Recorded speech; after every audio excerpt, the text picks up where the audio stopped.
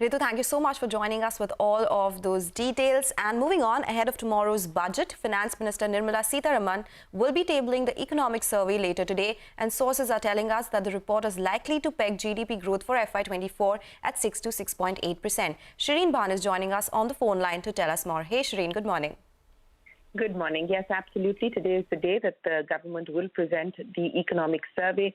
And what is important to note is that this is going to be the first economic survey that will be authored by the current Chief Economic Advisor, Anantha Nageshwaran. Remember, last year, on the day of the survey is when Anantha Nageshwaran had joined the government as CEA. So this is going to be his first authored economic survey. Now, the economic survey essentially gives us an indication of macroeconomic context of the economy. And just as we heard there from Ritu, it will pretty much mirror the kind of projections and estimates that global agencies like the IMF, etc., are putting forward. So we are given to understand, and this is, of course, source-based information at this point, that the economic survey is likely to estimate the FY24 nominal GDP may grow by about 11%, and real growth is seen at 6.5%.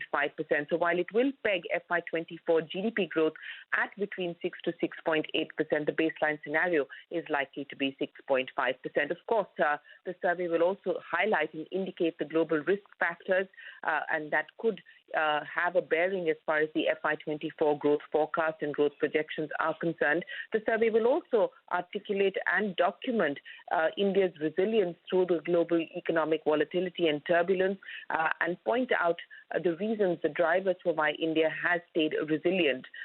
Capital flows, the survey is likely to indicate that capital flows are likely to return as tightening abates. Again, as we just heard there from Ritu, the IMF is expecting that the worst could be behind us as far as inflation is concerned, and that seems to be the indication that the survey may hold out even as far as India goes. So all eyes are on the Finance Minister as she gets ready to table the economic survey.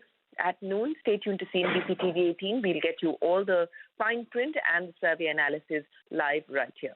Oh, yes, absolutely. Shireen, thank you so much for joining us with all those important details. So economic survey, of course, is something that is a big cue to watch out for.